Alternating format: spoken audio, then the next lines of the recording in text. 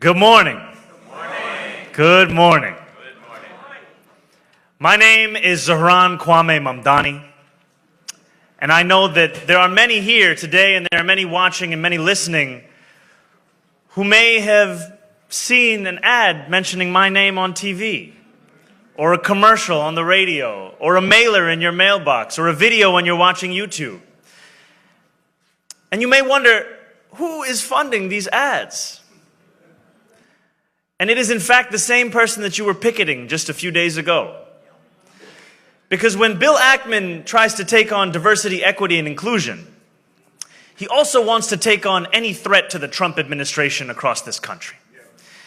And so just a few days ago, he spent another $250,000 on those same ads that you are seeing, and you are hearing, and you are reading. And so to quote the words of a famous New Yorker, allow me to reintroduce myself. I was born in Kampala, Uganda, in East Africa. I was given my middle name Kwame by my father, who named me after the first Prime Minister of Ghana.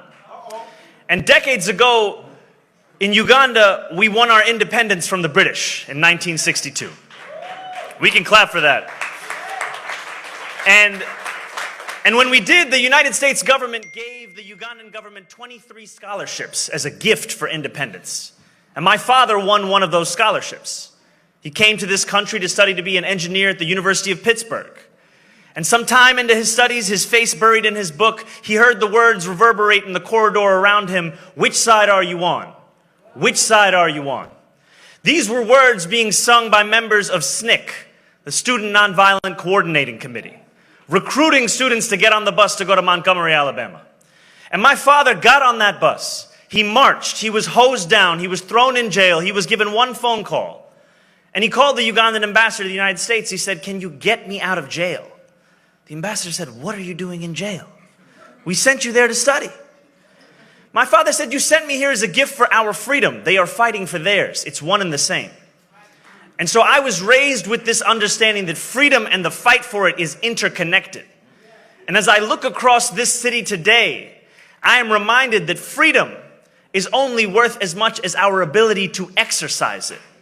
Because we hear politicians of the past come on stages across this city, including this one, saying that they believe this is the greatest city in the world. But they do not answer the question that Dr. King posed decades ago. What good is having the right to sit at a lunch counter if you can't afford to buy a hamburger? What good is being the greatest city in the world if New Yorkers can't afford to live here? What good is it if our own people cannot afford their rent, their childcare, their groceries, even $2.90 for their Metro card? What good is that but making a museum of what once was in the city that we love? And so I stand here before you as an assembly member running for mayor with a very simple message. I am running to make the most expensive city in the United States of America affordable. I'm running to make it affordable for the working and middle class New Yorkers who built this city. And I also know that to run, to believe, it is not enough in and of itself. Because we know the words of James 2:14. Faith without works is death.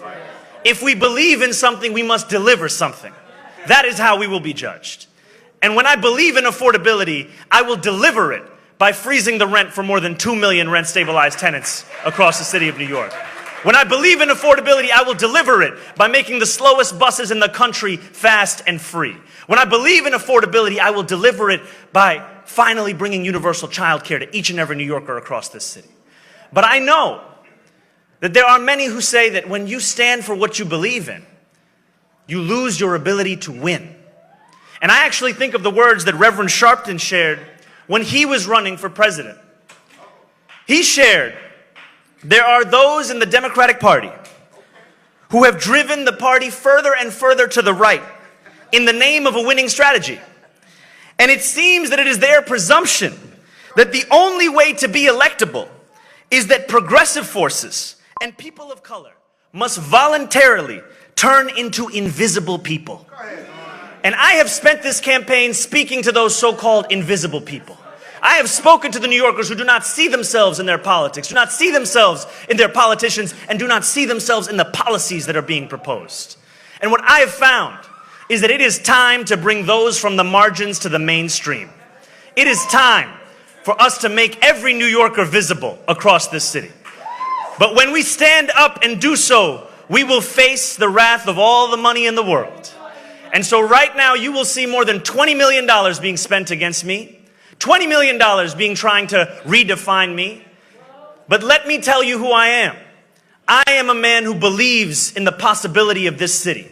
I am one who believes that we must win a new city, a city for each and every New Yorker, one they can afford, one they can do more than just struggle.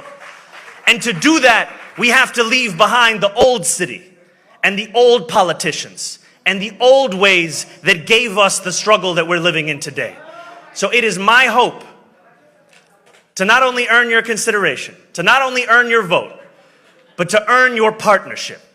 Because what I want to do is lead this city alongside each and every one of you. And it would be a dream if you gave me that opportunity on Tuesday, June 24th. Thank you so much.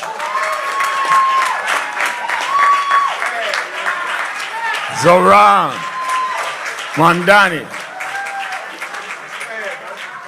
Now, you know, I told all the candidates they had 5 minutes, but I didn't tell them the other prerequisite. You see, Zohran don't play fair. To quote Sharpton in front of Sharpton.